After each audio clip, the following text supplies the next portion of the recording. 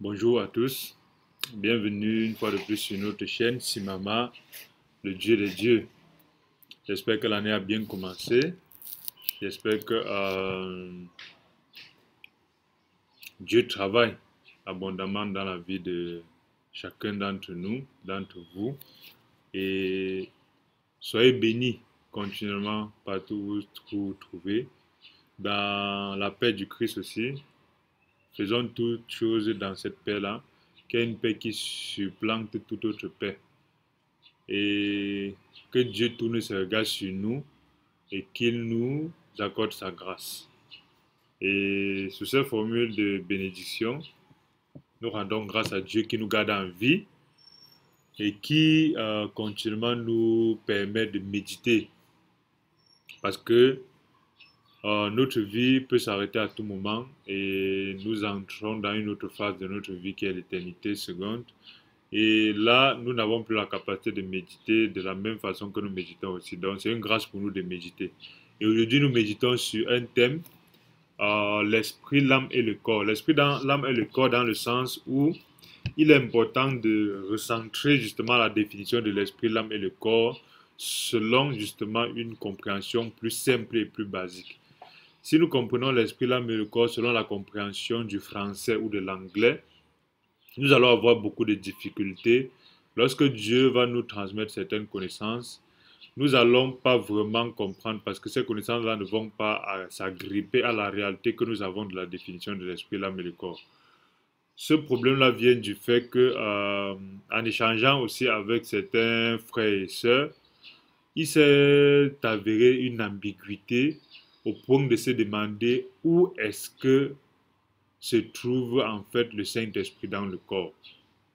Tout ça vient justement de l'ambiguïté que nous avons de cette définition-là, parce qu'il y a eu des questionnements qui tendent à nous faire penser que ces trois parties-là sont disjointes. Et lorsqu'on regarde ces trois parties-là comme si c'était trois pays différents, lorsqu'on regarde toutes ces trois parties-là comme trois pays différents, ayant des possibilités d'avoir trois peuples différents avec trois présidents différents, le pays de l'âme, le pays du corps, le pays de l'esprit. En ce moment, on voit un être humain comme trois pays un être humain comme trois pays qui sont disloqués. Et ça crée beaucoup de soucis lorsque Dieu nous traite comme une seule entité. Et c'est pour ça que il y a des gens qui vont arriver à croire justement qu'on peut être sauvé et être possédé des démons parce que le démon est dans le pays de la chair. On peut être sauvé et être emballé dans la sorcellerie parce que la sorcellerie touche peut-être le pays de peut-être l'esprit ou de l'âme et ainsi de suite, ainsi de suite. Non.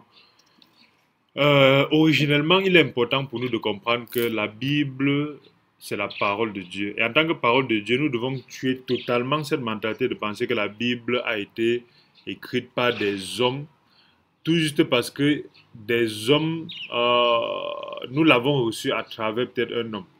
Le livre Bible que j'ai, forcément, vient d'un être humain, peut-être d'un vendeur ou de quelque part. Et si on remonte comme ça, les gens vont pouvoir croire que les choses de la Bible, c'est comme les autres choses. Alors que ce sont des choses spirituelles qui sont en fait données par le concepteur de l'être humain. Et ce concepteur de l'être humain-là n'aurait pas pu, selon les raisonnements un peu vraiment pas catholiques des uns et des autres, il n'aurait pas pu attendre chaque être humain et lui donner sa notice. Il attend l'an 1000, il donne la notice. Il attend l'an 2000, il donne la notice, jusqu'à l'an 5000, ainsi de suite. Non. Il a donné une fois pour toute la notice pour qu'on puisse s'y référer éternellement pour savoir de quoi nous sommes constitués, ce qu'il attend de nous. Donc, cette manière de penser que la notice, parce qu'elle a été saisie par une secrétaire, ça veut dire que cette notice-là ne vient pas du fabricant du produit. Ça sont des raisonnements sataniques et penchés des gens qui pensent être très intelligents, alors qu'au fond même, ils n'arrivent pas à, comme les formules mathématiques, donc ils méprisent Dieu en croyant plutôt les formules mathématiques. Est-ce que les formules mathématiques sont des transcriptions des règles naturelles qui sont dans l'univers, ou est-ce que c'est la sagesse de Socrate, de Pythagore? Parce que Einstein a dit E égale mc carré, ça veut dire que la relation qui est entre l'énergie, la masse et la célérité de la lumière, le carré de la célérité de la lumière, vient de la création d'Einstein. C'est la même chose.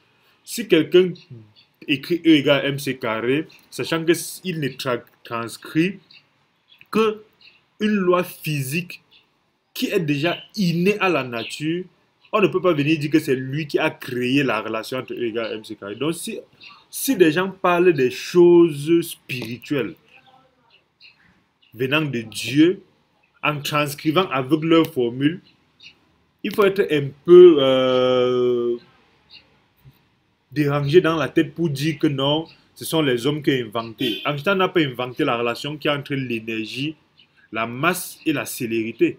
Il n'a pas inventé cela. Donc le fait de venir dire que c'est lui qui, la bombe atomique, non, cette relation-là existe déjà dès la création du monde. Mais c'est juste qu'à travers l'être humain Einstein qu'on a fait, on nous a transmis justement cette relation-là.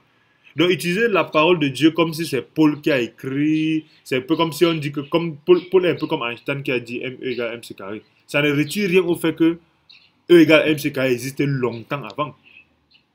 Donc venir dire que parce que c'est le blanc, c'est le noir, c'est parti partout. Maintenant qu'on utilise E égale MC carré pour faire la bombe atomique, ne venez pas accuser Einstein. Quand vous utilisez la Bible pour vous spolier, les daddies, les papas pastos, les mamas pastos, on vous spolie, on vole votre argent, on vole vos terrains, on vole votre temps. N'accusez pas Einstein E égale MC carré, c'est parce que, vous êtes bête en physique. Parce que justement, ceux qu'on utilise la Bible pour spolier, ce sont ceux qui ont refusé de lire la Bible, généralement. Quelqu'un qui lit la Bible ne peut pas être spolié parce parce que ceux qui spolient mentent et ils changent l'essence de la parole de Dieu. Mais si tu connais ça, tu dois dire ici c'est faux, c'est parce que Dieu dit. Dieu n'a pas dit qu'il te donne mon argent. Dieu n'a pas dit qu'il te donne mon terrain. Dieu n'a pas dit que c'est un problème, c'est ma grand-mère qui est au village. Dieu n'a pas dit que c'est un problème, ce sont mes ancêtres. Dieu n'a pas dit que si j'ai un problème, la souris passe, ça veut dire que ce sont les sorciers. Dieu ne l'a pas dit. Donc ceux qui croient à ça justement, c'est ceux qui viennent dire que c'est Einstein qui a créé la bombe atomique, pourquoi Einstein a fait qu'on tue des millions de personnes. Non. Le principe humain qui existe déjà au préalable, qui est l'énergie est liée à la masse et la célérité de la lumière, c'est un principe qui vient de Dieu. Einstein, c'est la même chose. Toute la parole de Dieu, tout ce qui est écrit dans la Bible, c'est la parole de Dieu, qui est éternelle, qui ne dépend pas de l'être humain, qu'on soit d'accord, qu'on soit. Maintenant, les gens qui ont transcrit E égale MC carré, c'est exactement comme les gens qui ont transcrit des formules mathématiques. Maintenant, pensez que, parce qu'on a utilisé, maintenant qu'on utilise la formule mathématique pour aller faire un drone qui va aller tuer des gens, pour aller fabriquer un robot, pour aller, si on utilise une formule biologique, pour aller créer un truc qui va tuer les gens, qu'on vient accuser les biologistes, ça aussi c'est vraiment manquer de sagesse. Donc c'est ça qui permet que justement, les gens quand ils parlent d'esprit, corps et âme, ils oublient originellement ce que Dieu a dit de l'esprit, le corps et l'âme. On va lire justement dans Genèse. Dans Genèse, Dieu donne une méthodologie de fabrication. Dans Genèse, il donne justement la posologie de comment il a fait l'homme. Et c'est dans cette posologie-là qu'on peut extraire justement la quintessence de l'esprit, le corps et l'âme. Lorsque Dieu dit dans le premier chapitre de Genèse, il dit à partir du verset, Genèse 1, verset 26, il dit, et puis Dieu dit, faisons l'homme à notre image. Faisons l'homme à notre image, selon notre ressemblance, et qu'il domine sur les poissons et la mer, et les oiseaux des cieux, sur les bétails, sur toute la terre et sur tous les reptiles qui rampent. Il dit, verset 27, Dieu créa l'homme à son image. Et il le créa à l'image de Dieu. Il le créa mâle et femelle. Si Dieu a créé l'homme à son image et qu'il a créé l'homme mâle et femelle, ça veut dire que à un moment donné, Dieu n'est pas totalement homme. Dieu n'est pas totalement femme. Ça ne veut pas dire, comme l'être humain, comme quand c'est pas blanc et noir, il va dire Dieu n'est pas bigame. Ça veut dire Dieu ne doit pas être totalement vu comme un homme. Parce que nous avons cette mentalité de voir Dieu comme un vieux père barbu qui est assis là.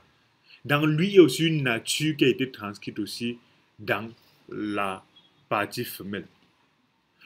C'est pour dire quoi? Pour dire que ça aussi doit nous permettre de beaucoup méditer. Parce que c'est comme si Dieu, nous sommes des êtres humains et on, on arrive à créer un robot ou une fourmi. Et on dit, on crée cette fourmi-là à notre image. Et la fourmi prend notre... la fourmi nous compare à sa nature de fourmi. Nous ne devons pas comparer Dieu à notre nature de homme ou femme. Mais nous devons savoir que lorsque Dieu nous a créé à son image, cette image-là, il a dit que cette image-là est mâle et femelle. Dans ça, on peut comprendre beaucoup de choses. On peut méditer profondément et comprendre que Dieu est esprit. En tant qu'esprit, nous ne devons donc pas le voir comme un homme avec une tête, un pied, ainsi de suite. Ou en tant qu'esprit, nous ne devons pas voir comme une femme avec les seins et le postérieur, ainsi de suite. Nous devons le voir comme un esprit qui n'est pas lié à l'homme ou à la femme. Donc Dieu est un esprit au-dessus de la division qu'on peut faire homme et femme. C'est un esprit. C'est un roi esprit. Donc il est dans une autre division supérieure à ce que nous sommes. Et donc quand on regarde donc, Dieu nous a fait à son image. Comment est-ce qu'il nous a fait à son image? On regarde dans Genèse chapitre 2. Le Genèse chapitre 2, on dit, l'Éternel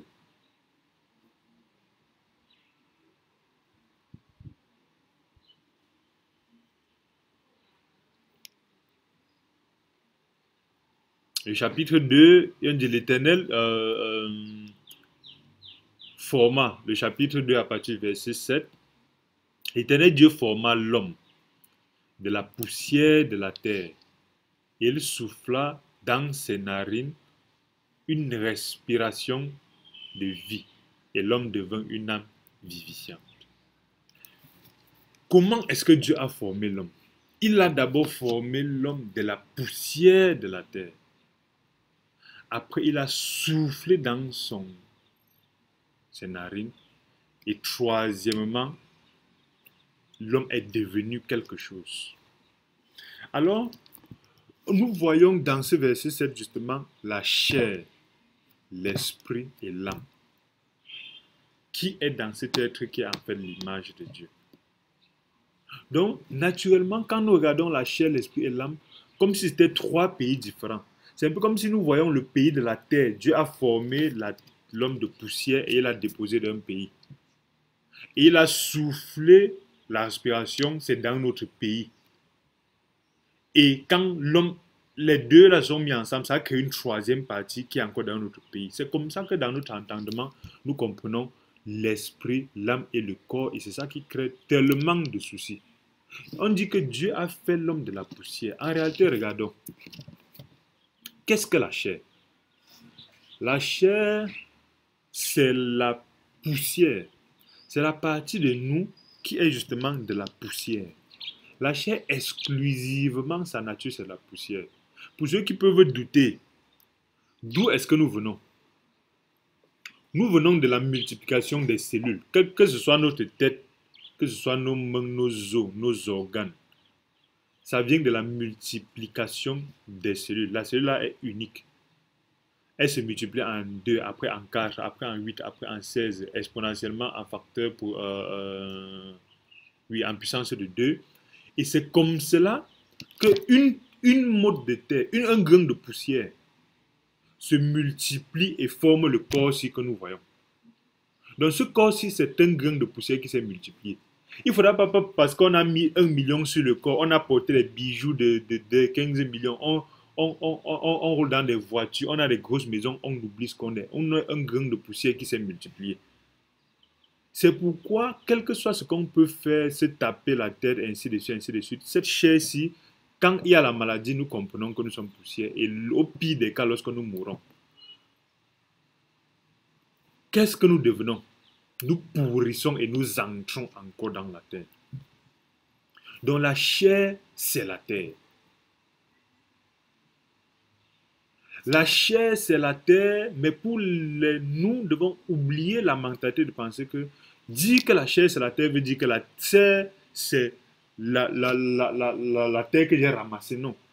La terre en elle-même a une nature. Et Dieu dit que la terre en elle-même a une nature qui porte les plantes, les animaux et les minéraux. La terre, c'est quoi? Ce sont les plantes, les animaux et les minéraux. Et nous faisons partie des animaux. C'est pour ça qu'en biologie, on parle de règne. Le règne animal, le règne minéral et le règne végétal. C'est ça la terre. Donc la terre n'est pas le truc noir si qu'on met dans le pot, on plante dedans. Non. La terre, c'est les trois règnes. Et dans le corps, on a le règne animal. On a le règne végétal, on a le règne minéral. Dans ce corps-ci. C'est pourquoi dans ce corps-ci, lorsqu'on meurt, si on plante le maïs sur nous, nous pouvons nourrir. Si on nous met dans une boîte en plastique, on plante le maïs sur nous. Le maïs va grandir, la graine de maïs nous allons nourrir ce végétal-là qui est le maïs, et ce maïs-là va grandir jusqu'à porter du fruit. Ça veut dire que nous pouvons être transformés en... Nous pouvons nourrir le règne végétal. En nous, il y a les minéraux, le calcium, les ceci, cela, dans les os, et ainsi de suite. En nous, il y a donc l'animal que nous sommes. L'animal que nous sommes. L'animal est la partie qui est capable de contenir le sang. Donc, nous sommes des animaux et cet animal-là, nous venons de la terre, un grain de sable. Donc, justement, quand nous regardons originellement le mot chair, le mot chair en hébreu, c'est quoi? Le mot chair en hébreu, c'est bazar. Bazar. Et ce bazar-là, c'est justement une explication de chair en termes de partie de la terre qui a reçu l'élément de vie. Ça veut dire que la chair, ici, lorsque Dieu parle de le corps ici, le corps c'est une partie de la, pas une motte de terre. Pas la terre rouge, la terre blanche, la terre argileuse, non, non. C'est une partie de la terre qui a reçu d'autres éléments qui lui ont rendu vivant. Donc, le corps est une partie de la terre qui a reçu d'autres éléments qui l'ont rendu vivant. Donc, le corps reste la terre. C'est pour ça qu'en hébreu, le corps, c'est bazar. Bazar, c'est terre qui a reçu des plus, des choses qui lui donnent la vie. Et après, on va voir ce que c'est que la vie. Et après, on va voir ces choses-là. Et c'est très important pour nous d'aller dans notre étymologie même au niveau du village, au niveau de l'origine et nous poser la question, comment est-ce qu'on appelle le corps dans ma langue maternelle? Dans ma langue, pas maternelle, c'est le blanc qui vient. Dans ma langue, comment est-ce qu'on appelle le corps? Et sur la langue du blanc, le français, de l'anglais. Comment on appelle le corps dans la langue? Excusez-moi. Le corps, dans la langue, généralement, dans la langue, une des langues que je ne connais pas, j'en connais plusieurs, c'est Nit. Et ce Nit-là, quand nos ancêtres parlent de ce Nit-là, ils parlent de ce Nit-là comme quelque chose de naturellement frileux. Ils parlent du corps comme quelque chose de qui ne peut pas vivre sans moi. Parce que dans ma langue naturelle, quand on parle de Nit, on parle de Nit comme une partie secondaire de moi. On ne parle pas que mon net, c'est moi en termes de je suis au-dessus. Non. C'est pour ça que nous devons connaître que le corps n'est qu'une sous-partie de moi. C'est pour ça que nos ancêtres avaient une perception tellement puissante de Dieu. Malheureusement, les gens viennent nous parler des choses, de rentrer en Égypte, de la sorcellerie, par là. Ils avaient une perception tellement puissante de Dieu parce qu'ils sont restés à l'origine d'Adam. Ils sont restés, nos ancêtres sont plus proches de ce qu'Adam était que nous aujourd'hui. Parce que nous, on est venu trouver les concepts un peu trop virtuels là pour dénaturer en fait. Donc, quand nos ancêtres parlent du corps, ils ne parlent pas, ils parlent du corps comme un réceptacle. Et ce réceptacle-là, nos ancêtres donnent la définition de ce réceptacle qui est de nature fondamentalement liée à la terre. Ce qu'on dit après, on dit je rentre vers les termites. On dit cette partie-là, en fait, on sait où elle va terminer. Elle va terminer dans la bouche des termites, dans la terre. Donc c'est ça justement que nous devons regarder le corps comme une partie de nous. Le corps n'est pas un pays où il est là-bas. Nous allons voir justement dans la deuxième partie, qu'est-ce que l'âme? Dans la troisième partie, nous allons voir l'esprit et nous allons voir donc la jointure. Parce que lorsqu'on, il faut qu'à la fois on puisse quitter de trois pays, le pays du corps, le pays de l'âme et le pays de l'esprit, vers un seul pays structuré en trois étages. C'est ça justement le but. Parce que lorsqu'on voit le corps comme trois pays côte à côte, lorsqu'on voit l'être humain comme trois pays côte à côte, c'est pour ça qu'on va autoriser les démons dans certaines parties, les sorciers dans d'autres et l'esprit de Dieu dans d'autres. Alors que c'est un seul pays structuré en trois étages. Et nous allons voir exactement ça. Donc, cet élément nous permet de méditer justement sur qu'est-ce que le corps selon ma langue maternelle. Et ceux qui ne connaissent pas peuvent aller vers les anciens, essayer de demander. Et il y a des mots justement qu'on a laissés au détriment de d'autres. Faisons attention dans notre langue maternelle. Il y a certains mots qu'on n'utilise plus beaucoup. C'est pour ça qu'il faut aller bien en profondeur. Il faut dire, oui, quand on prend les conseils, dites-moi peut-être 5 manières de désigner une personne à ma langue maternelle. Vous allez voir que dans ces 5 manières-là, il y a justement le corps à part, l'âme à part, l'esprit à part. Et avec ça, nous allons mieux comprendre la parole de Dieu, mieux comprendre la Bible. Et ça va nous permettre justement de continuer de façon efficace dans cette méditation-là. Donc aujourd'hui, c'est très important de comprendre justement que Dieu nous explique qu'il nous a fait à partir de la terre. Mais cette terre-là, oublions de penser que c'est la terre qu'on a au champ. C'est la terre en termes de règne animal, végétal et minéral. Donc je suis le résultat des trois règnes dans ma partie charnelle. C'est pourquoi quand je meurs, je rentre justement dans ces règnes-là. Je suis recyclé. Et d'où est-ce que je viens? Je viens des reins ou du ventre de ma mère, parce qu'elle aussi, je viens aussi de la terre. Donc voilà un peu justement quelque chose qui va nous permettre de méditer secondairement. Et nous allons regarder donc justement dans la seconde partie l'âme. Qu'est-ce que l'âme?